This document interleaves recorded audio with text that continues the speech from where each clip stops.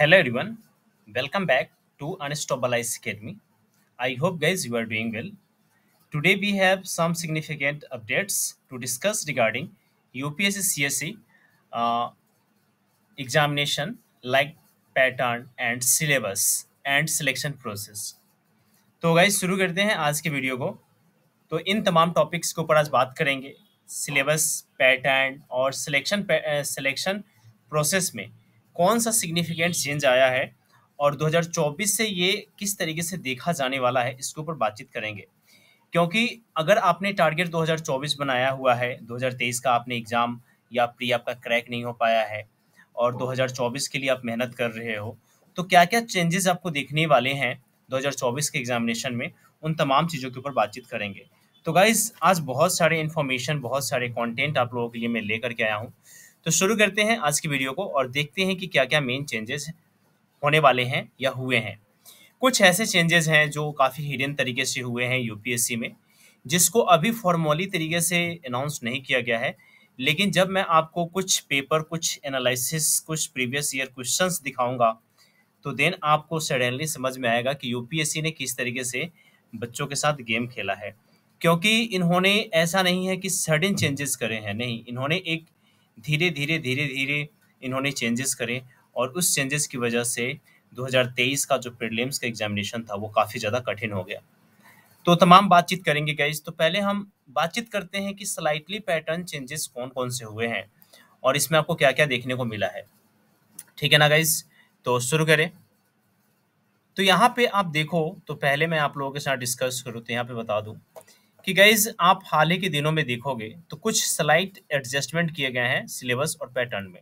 हालाँकि अभी ये ग्राउंड लेवल पे देखने को नहीं मिल रहा है। ग्राउंड लेवल कहने का मतलब ये है कि डायरेक्टली सिलेबस में हमको ये देखने को नहीं मिलता है, क्योंकि सिलेबस आज भी आपको सिलेबस पुराना वाला ही दिखने को मिलेगा, जिसमें हिस्ट्री, ज्योग्राफी, साइंस वगैरह-वगैरह सब्जेक्ट आपको देखने को मिलेंगे। लेकिन यहाँ पे रिसेंटली में जो आपके चेंजेस किए जा रहे हैं, उस चेंजेस के ऊपर बातचीत करेंगे, ठीक है ना?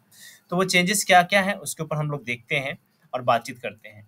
तो चेंजेस ऐसा नहीं है कि सिर्फ पेपर 1 में हुआ है, पेपर 2 में भी हुआ है। यानी कि पेपर 1 की बात कर लो या पेपर 2 की बात कर लो, तो दोनों जगह पे पैटर्न में बहुत ज़्यादा चेंजेस आए हैं। I am not talking about syllabus, I am talking about only pattern. तो अभी पैटर्न के ऊपर बातचीत करेंगे एंड फिर सिलेबस के ऊपर बातचीत करेंगे और फिर हम लोग बातचीत करेंगे आपका सिलेक्शन प्रोसेस के ऊपर। तो लेट्स स्टार्ट गाइज। तो यहाँ पे पहले देखते हैं चेंजेस कहाँ पे देखने को मिला है।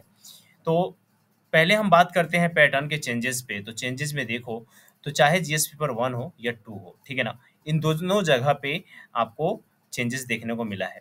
पहला चेंज देखो, बेसिकली इसमें तो बहुत सारे चेंजेस किया गया है, लेकिन 3 चेंजेस मैं आप लोगों के लिए फाइंड करके लाया हूँ। इंट्रोडक्शन ऑफ एडिशनल पेपर, कुछ ऐसे एडिशनल पेपर है जिसके बारे में अगर बातचीत किया जाए तो उसको इंट्रोड्यूस कर दिया गया है यूपीएससी के द्वारा और उसे अभी स्लाइटली रूप से आपको नहीं दिखाया गया है सिलेबस में, बट उसे इंट्रोड्यूस कर दिया गया है। और यहाँ पे देखो, कुछ ऐसे सम पार्ट्स या एरियाज कह लो कुछ पेपर्स का, जिसका सिग्निफिकेंट या वेटेज बहुत ज़्यादा बढ़ गया है। जैसे कि मैं अगर बात करूँ, तो यहाँ पे अगर आप वेटेज के ऊपर देखो, तो वेटेज में आप देखोगे तो इकोनॉमी की वेटेज को ये बढ़ाते जा रहे हैं, एनवायरनमेंट के वेटेज को बढ़ाते जा रहे हैं और साइंस की वेटेज को ये बढ़ाते जा रहे हैं। तो 3 सब्जेक्ट तो आपने देख लिया, इकोनॉमी, साइंस और एनवायरनमेंट, ये 3 सब्जेक्ट का वेटेज काफ़ी ज़्यादा बढ़ गया है, ठीक है ना? अभी के समय में। साथ ही में आप देखोगे तो यहाँ पे आप एक चीज़ आप ध्यान दे रहे होंगे कि कुछ ऐसे सब्जेक्ट है जिसके वेटेज ये कम भी कर रहे हैं, जैसे कि हिस्ट्री हो गया। हिस्ट्री का वेटेज इन्होंने इस बार बहुत कम कर दिया 2023 में। लेकिन अभी हम बातचीत करते हैं कि भैया सबसे बड़ी बात ये है कि क्या चेंजेस किए गए हैं, क्या चेंजेस किए गए हैं पैटर्न में। इस पैटर्न के ऊपर हम लोग एक बार बातचीत करते हैं, ठीक है ना? और आखिरकार क्यों 2023 का जो प्रीलिम्स एग्जामिनेशन है, वो एग्जामिनेशन इतना ज़्यादा हार्ड हो गया, इतना ज़्यादा कठिन हो गया। चाहे पेपर 1 के लेवल पे बातचीत करो या पेपर 2 लेवल के ऊपर बातचीत करो, तो दोनों पेपर इतनी हार्ड कैसे हो गए और क्या कारण रहा है? तो गाइज़ हम पहले देखते हैं कि कैसे चेंजेस किए गए हैं आयोग के द्वारा, तो उन चेंजेस के ऊपर बातचीत करते हैं। तो उससे पहले मैं आपको लेकर के चलूँगा प्रीवियस ईयर क्वेश्चंस के ऊपर, ठीक है ना? क्योंकि इससे ज़्यादा अच्छा आईना कोई हो ही नहीं सकता, जो आपको ये दिखा पाए कि कहाँ पे क्या चेंजेस किए गए हैं। सिलेबस में भले ही आपको वो चीज़ दिखे या ना दिखे, बट जो आईना होता है ना, वो सत्य बोलता है। उसमें आपको हर चीज़ मतलब कि एक साफ पानी में जब आप अपना स्वरूप देखते हो या किसी का भी स्वरूप देखते हो तो जितना स्पष्ट दिखता है, उसी तरीके से प्रीवियस ईयर क्वेश्चन आप देखोगे तो भले ही सिलेबस में चेंजेस आपको देखने को मिले या ना मिले, बट आपको गाइस यहाँ पे देख करके, पैटर्न देख करके आपको समझ में आने लगेगा कि इन्होंने क्वेश्चन पेपर में कैसे चेंज करे और कैसे ट्विस्ट एंड टर्न्स करे हैं। तो उसके ऊपर बातचीत करते हैं। ऑफिशियल वेबसाइट से मैंने डाउनलोड किया है 2022 का, और टोटल हम 5 ईयर का पेपर हम डिस्कस करेंगे। तो 2022 का मैं क्यों शुरू किया हूँ वो मैं बताऊंगा, एक कारण है, ठीक है ना, उसके ऊपर बातचीत करूंगा। तो पहले मैं दिखाता हूँ वो 7 क्वेश्चन, 7 क्वेश्चन 2022 में इस तरीके के पूछे गए, और 2023 में इस प्रकार के लगभग लगभग 50 क्वेश्चंस आयोग के द्वारा पूछे गए हैं। और कहीं ना कहीं वो 50 क्वेश्चन ऐसे क्वेश्चन थे जो बहुत सारे रिजल्ट्स को निगल लिया, खा लिया है। अब वो क्वेश्चन का टाइप क्या रहा है वो मैं आपको दिखाता हूँ। तो यहाँ पे देखो मैंने उसे ऑलरेडी मार्किंग कर रखा है, तो मैं अभी आपको ये दिखाता चलता हूँ। अभी आपको सेम पैटर्न दिख रहा होगा जो प्रीवियस पैटर्न रहा है।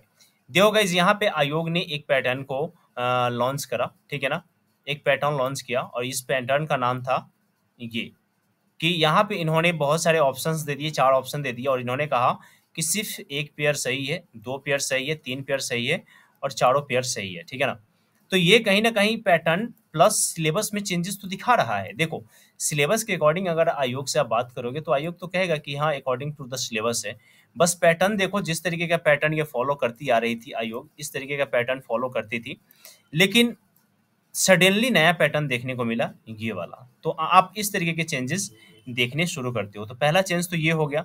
तो इस तरीके के आयोग ने अप्रोक्सीमेटली गाइस क्वेश्चन पूछे, कम से कम 10 क्वेश्चन पूछ लिए आपके 2022 में, और 2023 में इन्होंने झंडे गाड़ दिए। 2023 में इन्होंने 50 प्लस क्वेश्चंस इस आधार पे पूछ लिए, ठीक है ना। वो सारे क्वेश्चंस में एक बार आपको दिखा देता हूँ कि 2022 में किस तरीके से इन्होंने पैटर्न को चेंज करा है। I am not talking about syllabus, I am talking about only pattern. तो पैटर्न देखो किस तरीके से इन्होंने चेंज करा है, उस पैटर्न को एक बार आप देखो। देखो 56 नंबर क्वेश्चन देखो, तो यहाँ पे आपको दिख जाएगा उस पैटर्न पे। तो यहाँ पे फिर से नन ऑफ द पेयर, यहाँ पे ओनली 1 पेयर, 2 पेयर, 3 पेयर्स। तो इस तरीके के क्वेश्चंस को आप तभी कर सकते हो जब आपका स्टैटिक्स प्लस आपका कंटेम्परेरी इश्यूज वगैरह सब कुछ क्लियर हो, तभी जाकर के आप इस तरीके के पेपर को क्रैक डाउन कर पाओगे। अदरवाइज ये काफी ज्यादा हार्ड है, ठीक है ना, बहुत हार्ड है, इसको इजी नहीं कह सकते हो। फिर यहाँ पे देखो सेम पैटर्न पे क्वेश्चन पूछा गया है आयोग के द्वारा। तो 2019 में इन्होंने कहा कि मैं झलक दिखला रहा हूँ, माफ करना, 2022 में कहा कि मैं झलक दिखला रहा हूँ, और 2023 में इन्होंने एक बम फोड़ा। आयोग ने एक ऐसा बम फोड़ा जिसका खामियाजा बहुत सारे लोगों ने भोगा है। और यही वजह था कि सीसेट में भी इस तरीके के बहुत सारे क्वेश्चंस देखे गए थे, और ऐसे क्वेश्चंस देखे गए जो कभी देखा ही नहीं गया था। तो पेपर 1 में इस तरीके का, और पेपर सेकेंड में कॉम्प्रिहेंशन बहुत ज़्यादा, और मैथ का लेवल इस तरीके के बढ़ा, मैथ का लेवल इस तरीके का किया गया सीसेट में जो रोंगटे खड़े कर देने वाले थे। और यूँ कहा जाए तो बहुत सारे लोगों का सीसेट खराब हो गया, और सीसेट खराब होने की वजह से उनका पेपर 1 जो कि सही गया था बहुत लोगों का, वो भी खराब हो गया। तो यहाँ पे देखो एक नया पैटर्न इंट्रोड्यूस किया गया आयोग के द्वारा, समझ रहे हो ना। देखो अभी आपको बोरिंग सा महसूस हो रहा होगा कि क्या बता रहे हैं, लेकिन यही चीजें हैं जो आप समझते हो, और यही चीजें आप जब समझ लोगे तब आपके लिए एग्जाम आसान सा हो जाएगा। तो यहाँ पे आयोग ने एक पैटर्न को इंट्रोड्यूस किया, ठीक है ना। बच्चों ने नहीं सोचा था कि इस तरीके का फिर से नया पैटर्न आयोग के द्वारा पूछा जाएगा, या हो सकता है कि आयोग इस तरीके का क्वेश्चन ना पूछे। लेकिन फाइनली 2023 में इन्होंने कुछ ऐसा किया जिसके लिए कोई भी तैयार नहीं था, कोई भी व्यक्ति तैयार नहीं था, कोई भी मानव तैयार नहीं था, कोई भी स्टूडेंट तैयार नहीं था। और इस तरीके के इन्होंने क्वेश्चन जम के पूछे, इतने पूछे कि सबके रोंगटे खड़े कर दिए, समझ रहे हो ना। ये क्वेश्चंस देखो, बहुत सारे क्वेश्चंस पूछे गए, और अप्रोक्सीमेटली हिंदी में माध्यम के जो भी स्टूडेंट थे उनके रिजल्ट को तो इन्होंने खा लिया। इस बार मैं दावे के साथ कह सकता हूँ, गारंटी के साथ कह सकता हूँ कि हिंदी माध्यम का अगर रिजल्ट 5 से ज़्यादा अगर आ जाए ना, तो फिर मेरे को बता देना। 5-6 मैक्सिमम, 5 से 6 रिजल्ट ही होने वाले हैं, समझ रहे हो ना। तो इस पैटर्न से आयोग ने अप्रोक्सीमेटली 50 प्लस क्वेश्चंस पूछे 2023 में। लेकिन अब सवाल ये है कि क्या 2023 से पहले, यानी कि 2022 से पहले आयोग ने ऐसा कुछ करा था, कांड या नहीं। तो देखो 2019 में एक भी क्वेश्चन इस पैटर्न से नहीं पूछा गया, और फाइनली 2020 में देखो तो 20 में भी इस तरीके का एक भी क्वेश्चन नहीं पूछा गया। तो 20 में ने 19, 20, 21, ठीक है ना। तो ये 3 साल इस पैटर्न से इन्होंने क्वेश्चन नहीं पूछा, और सडनली 22 में इन्होंने कुछ एक्सपेरिमेंट किया और 23 में पूरा का पूरा पेपर ही इन्होंने चेंज कर दिया। तो ये सिग्निफिकेंट चेंज जो आपने देखा, तो इस तरीके से पेपर चेंज हुए हैं, समझ रहे हो ना। अब क्वेश्चंस के लेवल के ऊपर बातचीत करूं तो क्वेश्चंस के लेवल को देखोगे तो आपको थोड़ा मोड़ा लगेगा कि सिलेबस में भी कुछ चेंजेस किए गए हैं, और इसके कुछ जो झलक है वो आपको प्रीवियस ईयर क्वेश्चन में ही देखने को मिलेंगे। जैसे कि सी सेट का अगर आप पेपर देखो तो सी सेट का पेपर में मेंशन है सर कि सी सेट का जो क्वेश्चन पूछा जाएगा वो 10th लेवल और 11th लेवल का क्वेश्चन पूछा जाएगा, 9th 10th 11th लेवल का क्वेश्चन पूछा जाएगा। लेकिन मैथ का अगर आप बातचीत करो तो जो मैथ का क्वेश्चन आया सीसेट में वो आपका कैट लेवल का आया, गाइस कैट लेवल का वो क्वेश्चन आपका मैथ में देखने को मिला। कॉम्प्रिहेंशन तो ऐसे थे जो हिंदी माध्यम के बच्चों को तो पाला भी नहीं पड़ा, इस तरीके का कॉम्प्रिहेंशन पूछा गया आयोग के द्वारा। रीजनिंग तो इन्होंने ऐसे दिए थे जो 1-2 बना पाना भी बहुत ज्यादा मुश्किल था, और यही वजह है कि इस बार का जो रिजल्ट आएगा उसमें देखना हिंदी माध्यम का सिलेक्शन बहुत कम होगा। विद इन 5 लर्नर्स भी अगर पास हो गए हो हिंदी के तो बहुत बड़ी मैंने बात कह दी, ये भी नहीं होने वाला है, ठीक है ना। इसमें कुछ चेंजेस मैं आपके ऊपर आपके साथ बातचीत करूं तो यहाँ पे इन्होंने सबसे पहले क्या करा है, तो इन्होंने कुछ न्यू टॉपिक और सब्जेक्ट को इंट्रोड्यूस कर दिया है, ठीक है ना। अब न्यू टॉपिक में मैं बात करूं तो देखो ये खेल से अब क्वेश्चन पूछना शुरू कर दिए हैं, ये सोसाइटी वाले पार्ट से भी थोड़े मोड़े क्वेश्चन अब डालना शुरू कर दिए हैं, ठीक है ना। तो इस तरीके का ये न्यू टॉपिक, न्यू जो ग्लोबल चैलेंजेस हैं, जो भी डायनेमिक चेंजेस हो रहे हैं उससे अब ये क्वेश्चन बनाना शुरू कर दिए हैं, ठीक है ना। सेकेंड चेंज इन्होंने क्या करा है, तो ये करेंट अफेयर के ऊपर इन्होंने बहुत ज़्यादा एक्सपेरिमेंट कर दिया है, और आप जो भी पेपर देखो पिछले 5-6 साल का, तो करेंट अफेयर का वेटेज हमेशा रहा है, और इस बार 2023 में भी देखो तो करेंट अफेयर का वेटेज बहुत भर भर के रहा है। तो एक तो कंटेम्प्रेरी जो इश्यूज होता है वो, ऊपर से आपका स्टैटिक्स, ऊपर से आपका कुछ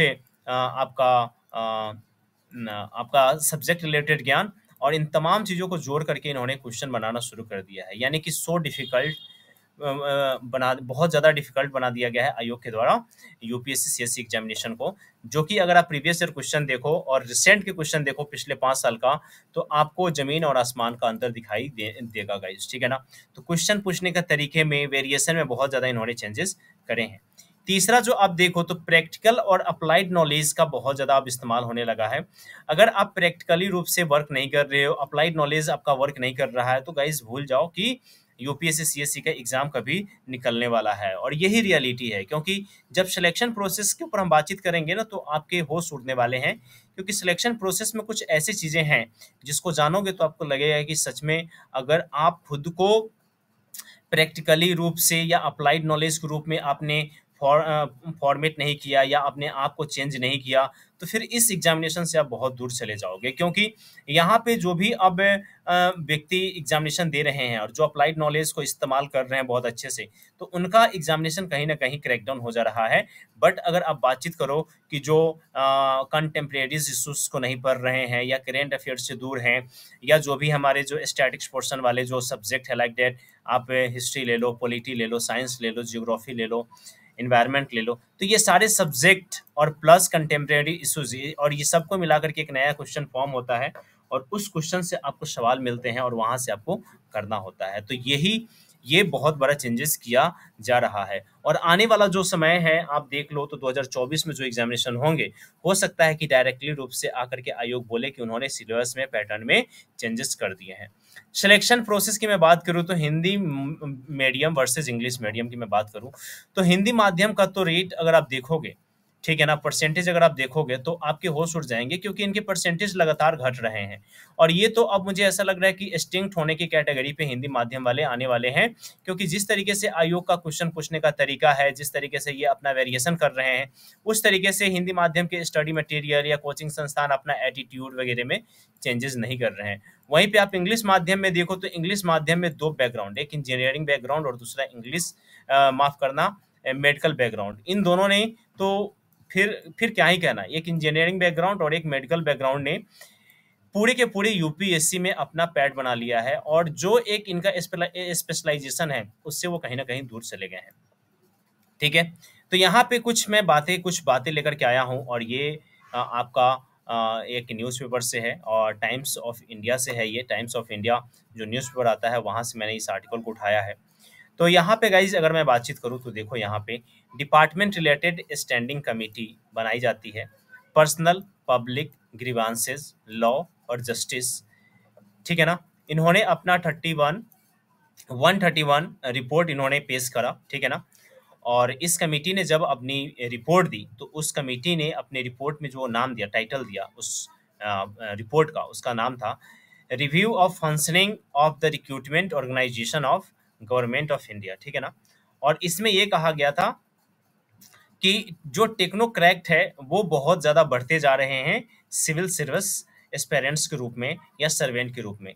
यानी कि इस पूरी के पूरी रिपोर्ट में एक बात कही गई कि सिविल सेवा में सबसे ज़्यादा जो बच्चे सेलेक्ट हो रहे हैं वो सिलेक्ट हो रहे हैं आपके जो टेक्नोक्राफ्ट है, या आपका जो टेक्नोलॉजी बैकग्राउंड से, इंजीनियरिंग बैकग्राउंड से हैं या मेडिकल बैकग्राउंड से हैं, वैसे बच्चे काफ़ी ज़्यादा सिविल सर्वेंट बन रहे हैं। इससे क्या हो रहा है कि निगेटिव इम्पैक्ट पड़ रहा है हमारे अदर सेक्टर पे, जैसे कि इंजीनियर का काम है इंजीनियरिंग करना, रोड कंस्ट्रक्शन, बिल्डिंग्स, ठीक है ना, साइंस डेवलपमेंट, ठीक है ना, एक्सेट्रा एक्सेट्रा, मेडिकल, बहुत सारे तरीके का मेडिसिन, बीमारियां, इलाज वगैरह, ये सारा उनका स्पेशलाइजेशन है। लेकिन वो सिविल सर्विसेज में आ जा रहे हैं, जिसकी वजह से ये निगेटिव इम्पैक्ट तो हमारी सोसाइटी पे पड़ ही रहा है।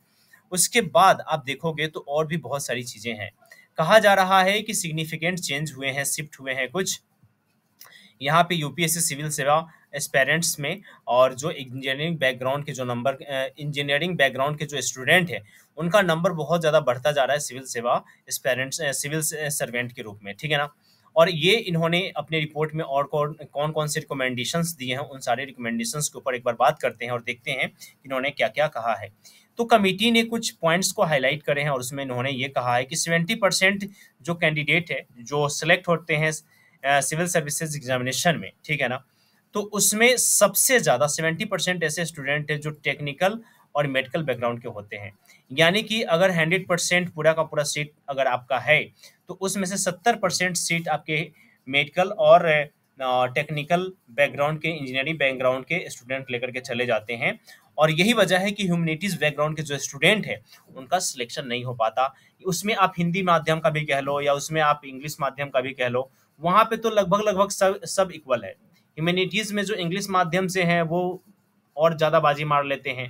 ऊपर से जो साइंस और आपकी मेडिकल बैकग्राउंड से हैं वो तो 20% वो सिलेक्ट हो रहे हैं। अगर 10-15% ह्यूमैनिटीज़ के इंग्लिश बैकग्राउंड वालों ने मार लिया तो फिर 5% 10% के आसपास आपके बच जाते हैं हिंदी माध्यम का, जिनका तो नैया पहले से भी डूबा था और आज भी डूबा ही हुआ है, ठीक है ना।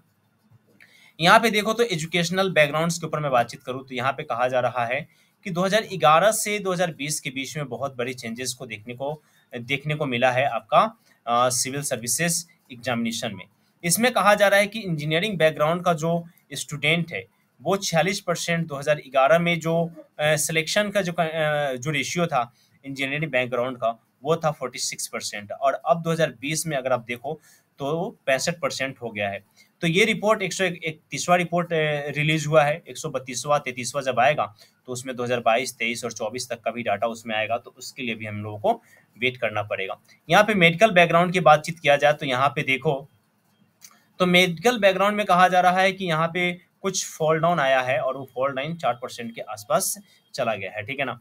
अब यहाँ पे देखो कुछ सिग्निफिकेंट चेंजेस हुए हैं ह्यूमैनिटीज बैकग्राउंड में। ह्यूमैनिटीज बैकग्राउंड में आप देखोगे तो ये हमेशा मतलब कि इसका आप देखोगे तो फ्लक्चुएट करते रहा है, कभी 23% तो कभी 28% सिलेक्शन इसका रहा है ह्यूमैनिटीज बैकग्राउंड के लर्नर्स का। लेकिन 2012 में इसमें बहुत बड़ा जंप मिला और 40% ह्यूमैनिटीज बैकग्राउंड के बच्चों ने सफलता पाली सिविल सर्विसेज एग्जामिनेशन में। बट ये 40% ज़्यादा दिन तक एंजॉय बच्चे नहीं कर पाए, ज़्यादा दिन तक ह्यूमैनिटीज़ का हनीमून पीरियड नहीं चल पाया और ये समाप्त हो गया आपका 2020 में और ये गिर करके आ गया 23% पे, ठीक है ना। और ये 2011 में जहाँ पे 27% था और वहीं पे अब 2020 में आपका 11% हो गया है, समझ रहे हो ना, 23% पे ये आ गया है। तो ये एक बहुत बड़ी मतलब की चेंजेस देखने को मिल रहा है। तो कहीं ना कहीं इसके ऊपर रिडक्शन की बातचीत चल रही है और स्टैंडिंग कमेटी ने अपना रिपोर्ट दिया है। अभी इन्होंने अपनी रिपोर्ट में और भी बहुत सारी बातें कही हैं।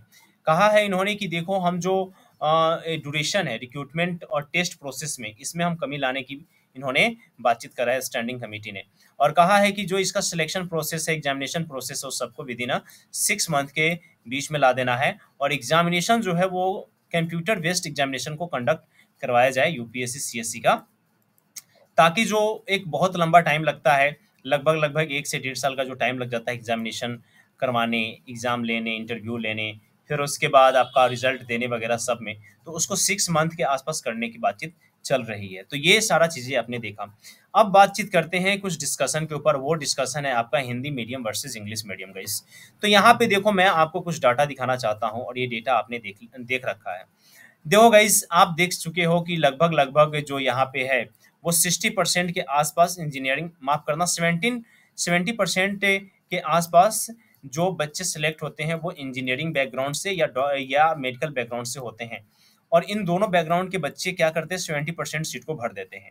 इसमें बचता है 30%। 30% में भी ह्यूमैनिटीज बैकग्राउंड को दो भागों में बांटो, यहाँ पे Hindi medium versus English medium, ठीक है ना। तो Hindi medium versus English medium में देखो तो इसमें भी 10 से 15% जो होंगे वो इंग्लिश मीडियम लेकर के चले जाएंगे। मान लो 15% लेकर के इंग्लिश मीडियम चला गया, तो मात्र 15% ही हिंदी मीडियम के हाथ में आता है, ठीक है ना, रिजल्ट। लेकिन इस बार की बात करूँ 2023 का, तो ये वाला जो रोल होगा वो 1 से 2% का होगा, क्योंकि 1 से 2% मैक्सिमम 5% के आसपास होगा। बिकॉज इस बार 5 बच्चे भी अगर हिंदी माध्यम के पास हो जाए तो ये बहुत बड़ी बात है, क्योंकि रिजल्ट नहीं आने के पीछे जो सबसे बड़ा कारण होगा वो होगा सी सेट, और दूसरा सबसे बड़ा कारण होगा 50 से 60 ऐसे क्वेश्चन पूछना, ऐसे पैटर्न पे क्वेश्चन पूछना जिसके ऊपर हिंदी माध्यम के बच्चे या इंग्लिश माध्यम के बच्चे भी बहुत ज़्यादा अवेयर नहीं थे, या उसके साथ कभी गो थ्रू नहीं हुए थे। क्योंकि जो ही प्रैक्टिस सेट वगैरह आप लगाते हो उसमें कुछ भी उस तरीके का क्वेश्चन इंट्रोड्यूस नहीं किया गया। अब आगे देखो कि किस तरीके का आयोग क्वेश्चन पूछ सकती है, किस तरीके का पैटर्न फॉलो कर सकती है, ठीक है ना। तो मे भी हो सकता है कि 2021 में इन्होंने उस पैटर्न को फॉलो किया, माफ करना 22 में फॉलो किया, 23 में फॉलो किया, तो ये 24 में भी ये पैटर्न रहने ही वाला है। यानी कि आपको पढ़ाई को और गहराई में जाकर के पढ़ाई करनी पड़ेगी, तभी जाकर के आपका कुछ हो सकता है, ठीक है ना। पहली बात ये है। दूसरी बात ये है कि 2024 में का जो नोटिफिकेशन आएगा आपका फैब में, तो हो सकता है कि सिलेबस और पैटर्न में कुछ चेंजेस आपको देखने को मिले, जो मैंने आपके साथ डिस्कस किया हुआ है।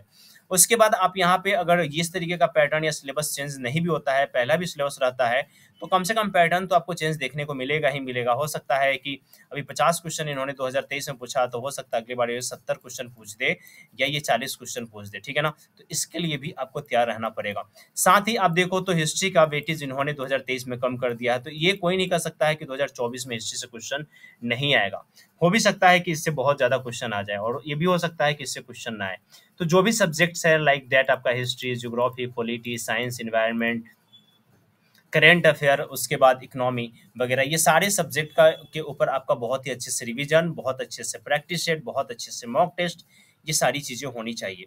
और इस नए पैटर्न, इस नए सिलेबस, इस नए तरीके के ऊपर, इन नए तरीकों का एनालिसिस करने के साथ अनस्टॉपेबल ने एक बहुत ही बड़ा डिसीजन लिया है, और वो लिया है कि आपको 5000 क्वेश्चंस, ठीक है ना, 5000 क्वेश्चन प्रीवियस ईयर, ठीक है ना, प्रीवियस ईयर का प्लस न्यू क्वेश्चन को ऐड करके 5000 ऐसे क्वेश्चन की प्रैक्टिस आपको करवाई जाए, और इसको न्यू पैटर्न पे जोड़ करके और न्यू पैटर्न के तरीके से ऑप्शन को जनरेट करके आपकी प्रैक्टिस करवाई जाए, ठीक है ना, यूट्यूब चैनल पे, ठीक है ना। तो इसके ऊपर हम लोग काम करना शुरू कर चुके हैं। बहुत जल्द ये कोर्स लॉन्च हो जाएगी, और इसके लिए आपको किसी तरीके कोई भी फ़ी नहीं देना पड़ेगा। तो काफ़ी शानदार ये कोर्स लाया जा रहा है अनस्टॉपेबल के द्वारा, जो कि कमर्शियलाइजेशन का जो रीढ़ की हड्डी है वो तोड़ करके रख देगा, ठीक है ना। बस इसमें आप लोग अपना सपोर्ट दिखाइए, अपना प्यार दिखाइए। वीडियो कैसा लगा इसके बारे में ज़रूर रिव्यू कीजिए, ठीक है ना। और इस चैनल पे नए हैं तो चैनल को ज़रूर सब्सक्राइब कीजिएगा, और ये वीडियो कैसा लगा उसके बारे में ज़रूर लिखिएगा, और यहाँ पे शेयर कीजिए, लाइक कीजिए, रेट कीजिए, रिव्यू कीजिए। और ये पीडीएफ के लिए आप हमारा टेलीग्राम चैनल ज्वाइन कर लीजिएगा, और डिस्क्रिप्शन में इसका लिंक है। तो इस वीडियो में बस इतना ही रखते हैं दोस्तों, मिलते हैं नेक्स्ट वीडियो में। तब तक के लिए जय हिंद।